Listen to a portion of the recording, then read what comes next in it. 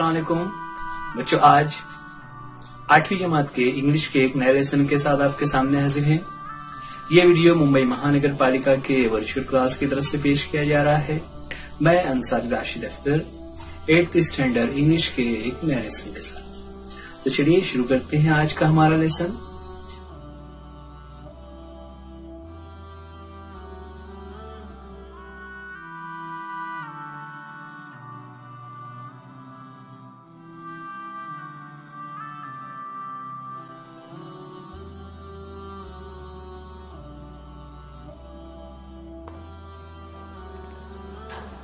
बच्चों, पिछले वीडियो में हम चैप्टर देख रहे थे एंड्रोक्लस एंड द लायन। उसका पार्ट 1 हमने देखा, जिसमें हम उस जमाने के हालात के बारे में पढ़ रहे थे। किस तरह उस जमाने में जो किंग्स, नोबलमैन और वेल्दी पीपल जो लोग थे, वो अपने घरों में स्लेव्स को रखा करते थे और उन स्लेव्स के जरिए से वो उनसे कुछ भी काम कराया करते थे, उन पर जुल्म किया करते थे, उनको सजा दिया करते थे। राइट?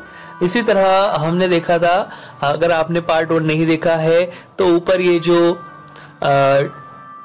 आई का सिंबल बना हुआ आ रहा है, उस पर क्लिक करके आप पार्ट 1 देख सकते हैं।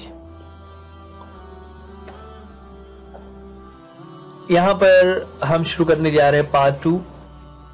मैं जल्दी से स्टोरी को रिकैप कर दूं कि एंड्रोक्लस जो कि एक स्लेव था, वो अपने मास्टर के पास से फरार हो गया और फरार होने के बाद ही took shelter in the nearby forest. ना, उस गांव के करीब में जो जंगल था, उसने वहां पर शेल्टर ले लिया, वहां पर ठहरा हुआ था। वहां पर बहुत सारे जानवर थे, लेकिन इसे डर नहीं लगता था, वो बहादुर था। ऐसे में एक दिन उसका सामना एक लायन से हो गया, है ना। He came face to face to a lion. लेकिन लायन को देखकर वो डरा नहीं। पहले तो उसे लगा कि वहां से उसे भागना चाहिए, लेकिन जब उसने देखा कि लायन खामोशी से खड़ा हुआ है और एक दर्द भरी नजरों से उसको देख रहा है, तो एंड्रोक्लस को कुछ अजीब लगा। ये सोचकर वो आगे बढ़ा और जब वो करीब गया तो उसने क्या देखा? A big thorn had pierced into the toes of the lion. ना, एक बड़ा सा जो कांटा है वो उस लायन के पैर में चुभा हुआ है। उसने जब ये मंजर देखा तो वो समझ गया कि ये लायन क्यों इस तरह से गमगीन नजर आ रहा है और क्यों वो उसे इस तरह रहम भरी नजरों से देख रहा है। यहाँ तक हमने देखा था। अब आगे क्या होता है वो इस वीडियो में हम देखने जा रहे हैं। तो चलिए बिना ताखीर के हम शुरू करते हैं आज का हमारा चैप्टर। अगले पैराग्राफ में है, summoning up all the courage Androcles stretched his hand. पूरी ताकत, मतलब summoning up all the courage, पूरी हिम्मत जुटाकर। पूरी हिम्मत जुटाकर मतलब क्या? कि जब वो उस लायन के पास आगे बढ़ा तो देखिए, अब एक तो लायन है, कोई इंसान होता तो उसे इतना डर नहीं लगता, या कोई दूसरा कोई एनिमल होता, कोई बकरी होती या कोई हिरन होता, तो उसे इतना डर नहीं लगता। लेकिन चूंकि वो एक लायन है तो लायन को देखकर ही इंसान डर जाता है। ऐसे में एंड्रोक्लस ने पूरी बहादुरी को यकजा किया। उसने हिम्मत जुटाई and stretched his hand slowly towards the injured पॉ। है ना, वो उसके करीब जाने के बाद, चूंकि करीब तो वो आ चुका था, उसने अपने हाथ को आगे बढ़ाया। देखिए, अब जब हम जानवर की तरफ हाथ बढ़ाते हैं तो जानवर हम पर अटैक कर सकते हैं। He was afraid that the lion would attack him. उसे यही डर हो रहा था कि जैसे ही if it touched its swollen paw, जैसे ही वो उसके जख्मी पैर को, उस सूजन पैर को वो हाथ लगाएगा, तो हो सकता है कि वो लायन उसे अटैक कर दे ना। ये सोचकर उसे थोड़ा डर भी लग रहा था, लेकिन उसने अपनी हिम्मत जुटाकर उसके पैर की तरफ हाथ बढ़ाया। अगला है, but the lion seem to understand his good intention. ना, लेकिन ऐसा लग रहा था कि उस लायन को भी ये एहसास हो गया था, उसे सीम्ड हो गया था कि एंड्रोक्लस का जो इंटेंशन है वो गुड है, यानी वो उसकी हेल्प कर रहा है, इस बात का एहसास उसे हो गया था। एंड्रोक्लस टुक द पॉ इन हिज लेफ्ट हैंड, है ना, उसने उसके पैर में जहां पर कांटा छुपा हुआ था उस पैर को अपने हाथ में लिया।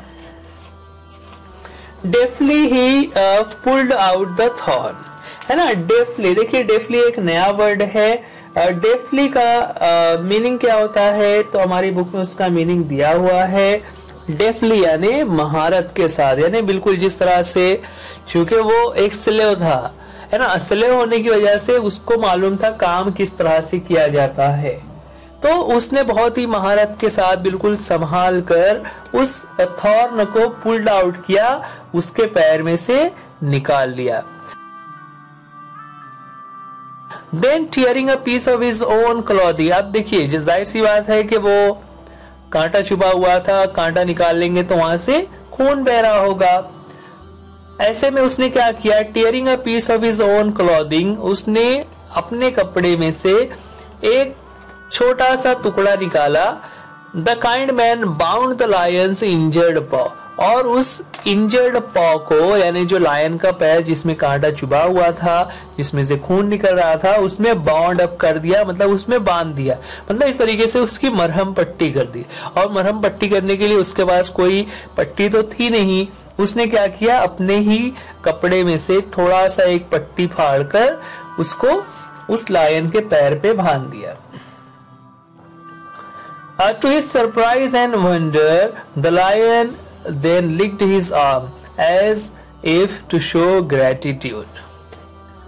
To surprise and wonder, बहुत उसे हैरत हो रहा था, ताज्जुब हो रहा था, किस बात पर, the lion licked his arm, उस लायन ने ना, जो कि बहुत वहशी होता है, खूंखार होता है, जो हमला कर सकता था, उस लायन ने एंड्रोक्लस के हाथ को लिक करना शुरू कर दिया। तो ये जानवरों की खासियत होती है कि जानवर जिससे उनको अच्छा लगता है, जिनसे उन्हें ऐसा कोई खतरा नहीं लगता, तो वो उनको जबान से चाट कर उससे अपनी मोहब्बत का इजहार करते हैं ना। इन्हें आप अगर कोई देखा होगा, बहुत सारे लोग कुत्ते पालते हैं और वो कुत्ते वगैरह जो होते हैं वो अपने मालिक को इस तरह से प्यार कर रहे होते हैं। तो उस लायन ने भी वैसा ही किया। टू शो ग्रेटिट्यूड, अपना शुक्रिया अदा करने के लिए उसने, लायन ने एंड्रोक्लस के हाथों को जबान से चाट कर शुक्रिया अदा किया। Androcles remained with the lion till it could walk again. अब चूंकि उसके पैर में जख्म था, इसलिए वो सही से चल फिर नहीं सकता था, इसलिए एंड्रोक्लस उसी लायन के साथ रहने लगा, उसके साथ ही कुछ दिन तक रहा। He would hunt in the forest, है ना, वो जंगल में जाकर शिकार करता, and share his food with helpless beasts, और फिर शिकार करने के बाद जो भी वो शिकार करके लाता तो इस लायन को भी उसका शेयर करता। क्यों शेयर करता, क्योंकि वो हेल्पलेस था, मजबूर था, उसके पैर में जख्म था, तो जाहिर सी बात है कि वो शिकार करने के काबिल नहीं था, क्योंकि शिकार करने के लिए उसे भागना पड़ता है और वो इन हालात में वहां से भाग नहीं सकता था, उसके पैर में जख्म की वजह से वो जानवरों का शिकार नहीं कर पाता। इसलिए एंड्रोक्लस उसकी हेल्प करता और अपने लाए हुए शिकार में से उसको खाना देता। Every day he would clean and dress the lion's wound. क्या बता रहे अगले पैराग्राफ में कि रोजाना, every day, he would clean and dress the lion. Dress से मुराद यहाँ पर ड्रेसिंग करना, जो उसका जख्म है ना, लायंस वुंड, कि उस शेर के जख्म की वो रोजाना मरहम पट्टी करता। Soon the lion was able to move about, और बराबर से देख रेख और जख्म पट्टी बराबर से चेंज करते रहने की वजह से, मरहम पट्टी होने की वजह से, the lion was able to move about. Move about का मतलब होता है हरकत करना, चलने फिरने लगना, के धीरे धीरे करके वो शेर अब चलने लगा था। Many times it followed Androcles wherever he went, है ना। और फिर क्या होता कि जहां जहां एंड्रोक्लस जाता था, ये लायन भी उसे फॉलो करता, उसी के साथ साथ चलते रहता था, यानी एक तरीके से दोनों में दोस्ती हो गई थी। इन द मीन वाइल, अब ये जंगल में तो ये सब चल रहा था, शहर में क्या हो रहा था जहां से एंड्रोक्लस भाग कर आया था, उसके बारे में अगले पैराग्राफ में बता रहे हैं कि in the meanwhile Androcles master had complained to the authorities that his slave Androclus had run away. एंड्रोक्लस का जो मालिक था उसने क्या किया, उसने हुकूमत को कंप्लेन कर दिया। अथॉरिटीज यानी हुकूमत के जो भी जिम्मेदारान ऑफिसर हैं उनको उसने कंप्लेन की कि उनका जो गुलाम था एंड्रोक्लस हैड रन अवे, वो फरार हो गया है, वो भाग गया है। अब ऐसा क्यों उसने शिकायत की, क्योंकि हमने शुरू में पढ़ा ना कि कोई भी नौकर, कोई गुलाम जो अपने मालिक को छोड़कर भाग नहीं सकता, ऐसा कानून वहां पर बना हुआ था। इसलिए जब उनके मास्टर ने शिकायत की तो क्या होता है, soldiers were sent in all directions to capture Androcles, है ना। जितने भी उस आसपास के इलाके थे सभी डायरेक्शंस में, सिमतों में, हर सिमत में जो सोल्जर्स थे उनको भेजा गया ताकि वो एंड्रोक्लस को कैप्चर कर सके, पकड़ सके। They searched him high and low but could not find him, उन लोगों ने दे सर्च्ड हिम, वो लोग हर जगह जाते थे, high and low, high and लो का मतलब हर जगह पर, है ना। यानी ऐसा नहीं सोचा कि सिर्फ इस तरफ देख लेना चाहिए, वहां नहीं गया होगा, इधर नहीं गया होगा, इधर गया होगा, ऐसा नहीं सोचा, बल्कि हर जगह पर उन्होंने उसको तलाश किया। बट कुडंट फाइंड हिम, लेकिन वो उन्हें नहीं मिला। क्यों नहीं मिला, क्योंकि वो तो फॉरेस्ट में था।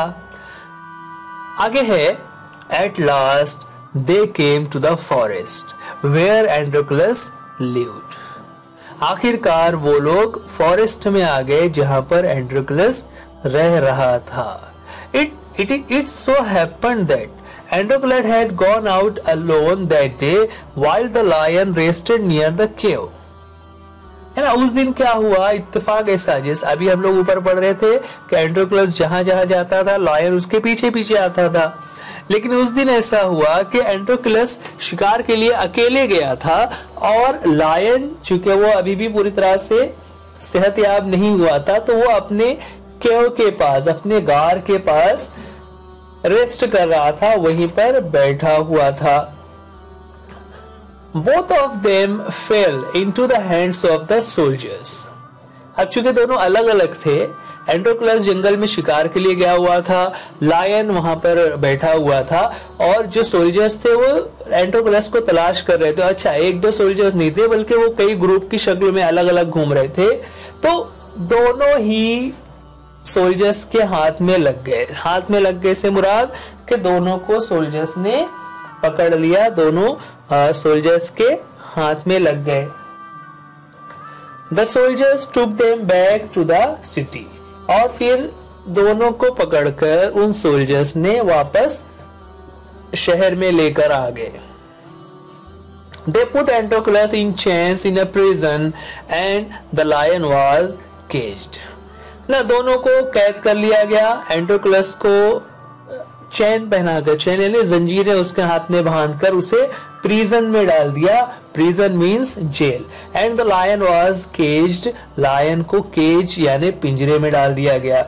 इन those days people who were found to be guilty of serious crime were fed to wild beast as punishment. देखिए, अब यहाँ पर एक रूल बता रहे हैं उस जमाने का कि उस जमाने में जितने भी लोग इस तरह का कोई सीरियस क्राइम करते हैं, है ना, गिल्टी का मतलब होता है मुजरिम होना, गुनाहगार होना।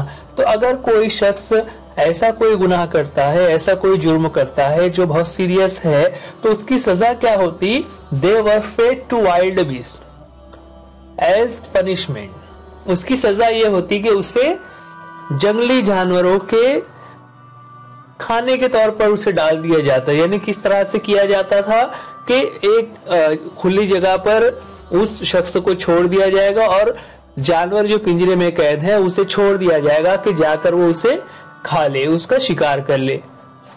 देखिए कितना जुल्म उस जमाने में होता था। इस तरह से लोगों को बहुत ही जालिमाना सजाएं दी जाती थी। Running away from one's master was a very serious crime at that time. और अपने मालिक को, अपने आका को छोड़कर भाग जाना ये भी ऐसा ही एक जुर्म था। Therefore Androclus was to be thrown to the wild beast। इसलिए एंड्रोक्लस को भी वही सजा मिलने वाली थी। क्या सजा थी? To be thrown to the wild beast, यानी उसे उस जंगली जानवर के सामने छोड़ दिया जाना था, जिसका जो उसको हमला करके उसे खत्म कर देगा। ऑन द अपॉइंटेड डे ना, ऑन द अपॉइंटेड डे का मतलब जो डे फिक्स किया गया हो। The emperor arrived at the circus and took his place. आपने देखा होगा ये तस्वीर में जैसा कि दिखाई दे रहा है, इस तरह का एक मंजर होता है जहां पर वो सजा दी जाती है। तो उस है ना, इस जगह को सर्कस कहते हैं जहां पर वो सजा दी जाएगी। On the appointed day the emperor arrived, जिस दिन सजा देना था तो एम्परर वहां पर आया एंड टुक हिज प्लेस, और अपने तख्त पर बैठ गया। द क्राउड्स चीयर्ड लाउडली, और राजा के आने की वजह से क्राउड जो था, जो आवाम की वहां पर भीड़ लगी हुई थी, वो सब जोर जोर से चिल्ला रहे थे, खुशी से चिल्ला रहे थे। द ट्रम्पेटर्स बिलीव द ट्रम्पेट ना, ट्रम्पेटर्स किसे कहते हैं? ट्रम्पेटर्स कहते हैं जो बगल बजे ना, जैसे कोई प्रोग्राम होता है तो उसकी शुरुआत में एक खास किस्म की जो म्यूजिक बजाई जाती है उसे ट्रम्पेटर्स कहते हैं। जैसे अभी आप बच्चे आईपीएल देखते हैं तो आईपीएल का एक म्यूजिक होता है, आपने सुना हुआ है ना? जैसे वो म्यूजिक बजता है तो हमें ध्यान में आ जाता है कि ये तो आईपीएल के बारे में है। वैसे ही हर प्रोग्राम के बारे में जो इस तरह का मंजर जहां पर होना होता था तो वहां पर नकारे और ढोल वगैरह बजाए जाते थे, जिसके जरिए से प्रोग्राम की शुरुआत होती थी। The trumpeters blew the trumpet and Androclus was brought into the arena। है ना, एरिना, ये जो तस्वीर में नीचे का हिस्सा नजर आ रहा है उस एरिया को एरिना कहते हैं। तो एरिना में जब एंड्रोक्लस को लाया गया, इस तरह से उसे उस सर्कस के दरमियानी हिस्से में लेकर आया गया जहां पर उसका सामना होना था एक जंगली जानवर से, यानी किसी शेर या किसी दरिंदे से। His chains were unbound. He felt weak and dismayed।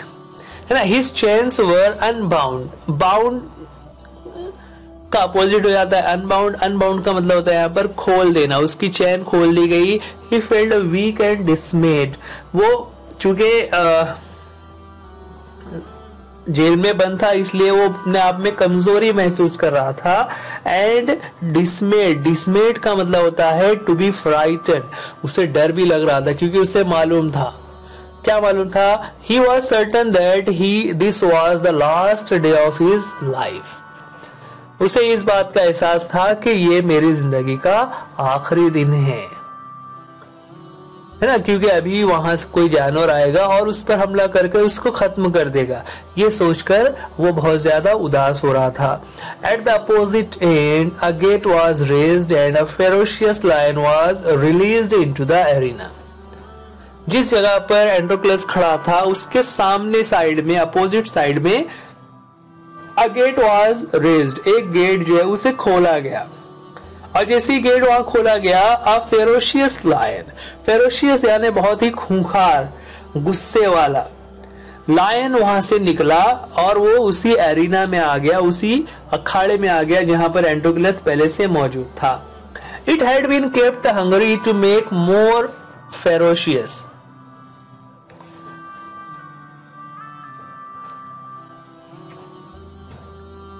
It had been kept hungry। kept hungry मतलब भूखा रखना। उस लायन को कुछ दिनों से भूखा रखा गया था। क्यों? ताकि वो और ज्यादा खुकार हो जाए। Androclus was filled with fear, but he put up a brave front। ना, Androclus उस पर पूरा डर जो है तो छा गया, लेकिन इसके बावजूद put up a brave front का मतलब होता है उसने अब सोच लिया कि मरना तो है, तो क्यों ना बहादुरी से मरा जाए, इसलिए उसने हिम्मत नहीं हारी और वो उस लायन की तरफ मुंह करके खड़ा हो गया। द लायन saw Androclus, है ना, उस लायन ने जब देखा कि इस दरमियान में, इस अखाड़े के बीच में एक आदमी खड़ा हुआ है, he rushed towards him, वो तेजी से भागता हुआ उसकी तरफ आया, बाउंडिंग एंड रोरिंग, ना, वो चिंघाड़ रहा था, चिल्ला रहा था, दहाड़ते हुए वो उस एंड्रोक्लस की तरफ आ रहा था, यानी जिस तरह वो शिकार के लिए आ रहा है, क्योंकि वो भूखा भी है और अब उसे शिकार मिल गया है। But suddenly it stopped in its tracks, then it moved slowly forward. लेकिन वहां पे एक अजीब बात हुई। क्या हुआ कि वो जो लायन दौड़ते हुए आ रहा था वो अचानक से रुक गया, और रुकने के बाद इट मूव्ड स्लोली फॉरवर्ड, वो धीरे धीरे आगे बढ़ने लगा। यानी वो तेजी से दौड़ते हुए आ रहा था हमला करने के लिए, फिर अचानक से वो रुक गया और फिर धीरे धीरे आगे बढ़ने लगा। All its rage seem to have melted, ऐसा लगा कि उसका जो सारा रेज है, रेज यानी गुस्सा है ना, चूंकि भूखा था, उसे भूख लगी है और शिकार सामने है, तो वो गुस्सा भी था। ऐसा लगा गोया वो उसका सारा गुस्सा जो है वो मेल्ट हो गया है, पिघल गया है। एंड्रोक्लस saw this too, एंड्रोक्लस ने भी उसे देखा, और फिर क्या हुआ, each friend recognised the other, each friend यानी दोनों दोस्तों ने एक दूसरे को पहचान लिया। क्या मतलब हुआ कि वो जो लायन था वो वही लायन था जो जंगल में जिसकी एंड्रोक्लस ने हेल्प की थी। To everyone's amazement, the lion bounded towards Androclus again, but when it reached him, it began to purr and rub its nose against him.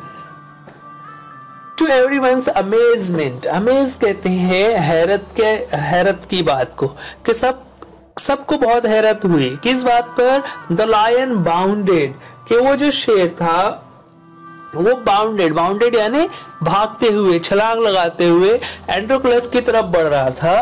But when it reached him, लेकिन जैसे ही एंड्रोक्लस के पास वो पहुंचा, इट बिगैन टू पर कहते हैं जैसे जो जानवर होते हैं ना, वो धीमी धीमी आवाज निकाल रहे होते हैं, तो उसे पर कहते हैं ना। गुर्राना जो होता है वो गुस्से में होता है, ग्रॉलिंग वो गुस्से में होता है, और पर जो होता है वो धीमी आवाज से, आप बिल्ली या कुत्ता अगर देखेंगे तो वो धीमी म्याऊ म्याऊ इस तरह से धीमी धीमी आवाज निकाल रहे होते हैं, तो उसे पर कहा जाता है। तो वो लायन भी वैसा ही पर कर रहा था। एंड रब इट्स नोज अगेंस्ट हिम, और वो अपनी नाक को एंड्रोक्लस से रगड़ने लगा, यानी वो उसको शिकार करने की बजाय उससे प्यार करने लगा। Androcles hugged the lion, he wept with relief and joy. Androcles hugged the lion, ना, हग यानी गले लगा लेना, वो उससे लिपट गया। एंड्रोक्लस लायन से लिपट गया, and wept with relief and Joy, और साथ ही वो रोने भी लगा, है ना, उसकी आंखों से आंसू आ गए। किस चीज की? Relief and Joy. उसे एक राहत भी मिल गई कि अगर इसकी जगह कोई दूसरा लायन होता तो वो अब तक उसका शिकार कर देता, लेकिन ये उसका दोस्त है इसलिए उसे राहत भी मिली और इस तरह से वो खुश भी था। आगे है, The audience, including the emperor, watched this tender sight in great wonder. है ना, ऑडियंस यानी जो पूरे आवाम का मजमा वहां पर जमा हुआ था, और साथ ही वो जो एम्परर था, they watched this tender sight in great wonder. वो सब बहुत ही ज्यादा हैरत के साथ इस नाजुक मंजर को देख रहे थे। People began to cheer Androclus and asked for his release. और ऐसे में जो सारा आवाम की वहां पर भीड़ थी, दे बिगैन टू चीयर, वो एक साथ चिल्लाने लगे एंड्रोक्लस के लिए, and ask for his release, और उसकी सजा को खत्म करके उसको आजाद करने के लिए लोग वहां पर मांग करने लगे ना, डिमांड करने लगे कि इसको आजाद कर दिया जाए। The emperor asked Androcles to explain the lion's strange behaviour. आगे क्या बता रहे हैं कि एम्परर ने एंड्रोक्लस से पूछा कि भाई ऐसा क्या हो गया जो लायन ने तुमसे अटैक करने की बजाय इस तरह तुमसे वो प्यार कर रहा है। तो फिर क्या हुआ होगा, एंड्रोक्लस ने पूरी स्टोरी उसको लोगों के सामने बयान की। When he heard the whole story, Androclus ने जब स्टोरी पूरी सुनाई, the emperor was also moved by the gratitude and friendship between man and the beast. moved by का मतलब होता है जज्बात से गालिब हो जाना, और उसे बहुत ज्यादा हैरत हुई कि किस तरह से एक जंगली जानवर और एक इंसान में इस तरह से दोस्ती और शुक्रगुजारी का रिश्ता कायम हो सकता है। He ordered that Androclus should be set free. He would no longer be a slave. और फिर उस एम्परर ने, उस राजा ने ऑर्डर जारी कर दिया कि एंड्रोक्लस को आजाद कर दिया जाए। अब वो किसी का स्लेव नहीं रहेगा, वो किसी का गुलाम नहीं रहेगा। When the emperor asked Androclus what other reward he would like, emperor ने एंड्रोक्लस से पूछा कि तुम्हें और कोई इनाम चाहिए? तो एंड्रोक्लस ने कहा he did not want anything for himself, वो अपने लिए कुछ नहीं चाहता, but he wanted the lion to be set free too. लेकिन उसने अपने दोस्त के लिए डिमांड की। उसने क्या कहा कि the lion to be set free too, कि उस लायन को भी आजाद जंगल में छोड़ दिया जाए, उसे कैद में ना रखा जाए। जाहिर सी बात है, जब राजा ने खुद पूछा था तो राजा जो है तो उसकी ख्वाहिश को उन्होंने पूरा कर दिया। The two friends went back to the forest to live a free life. इस तरह वो दोनों दोस्त यानी एंड्रोक्लस और लायन दोनों ही फ्री होकर जंगल में चले गए और वहां पर वो आजाद जिंदगी गुजारने के लिए आजाद हो गए, फ्री हो गए। तो इस तरह ये थी स्टोरी जिसमें हम देख रहे हैं कि एक जानवर और एक इंसान के दरमियान किस तरह से ये रिश्ता होता है। बच्चों यहाँ पर इस चैप्टर के साथ बहुत सारी एक्टिविटीज भी हैं। आप उन एक्टिविटीज को देखिए किस तरह से है। जैसे उसमें एक एक्टिविटी है अपोजिट वर्ड्स के ताल्लुक से, तो आप वो एंटोनिम्स वाली एक्टिविटी को देखिए किस तरह से किया जाएगा, है ना। इसी तरह कुछ फ्रेजेस उसमें यूज हो रहे थे, अभी हमने उसके मीनिंग को समझा। आप उसे भी सॉल्व कीजिए, अपने टीचर्स से पूछिए, है ना। और खास करके इस स्टोरी को आप अपने तौर पर भी बयान करने की कोशिश कीजिए। इस पर से क्वेश्चन हो सकता है कि जो स्टोरी में वाकयात हो रहे थे, जो कैरेक्टर्स यहाँ पर आ रहे थे, उनके बारे में क्वेश्चन हो सकता है। तो आपको थोड़ा सा लिखने की कोशिश करना है अलग अलग कैरेक्टर्स के बारे में, किस तरह से कौन कैसा था। ठीक है, ये वीडियो आप बीएमसी एजुकेशन डिपार्टमेंट के उर्दू मीडियम के स्टैंडर्ड 8 चैनल पर देख रहे हैं। आप इस चैनल को सब्सक्राइब कीजिए, वीडियो को लाइक कीजिए, अपने दोस्तों में शेयर कीजिए, और जितने भी क्वेश्चंस यहाँ पर बुक में दिए हुए हैं उसे सॉल्व करके अपने टीचर्स को बताइए, और कोशिश करिए कि इस तरह की स्टोरीज को आप अपने वर्ड्स में बयान करने की कोशिश कीजिए।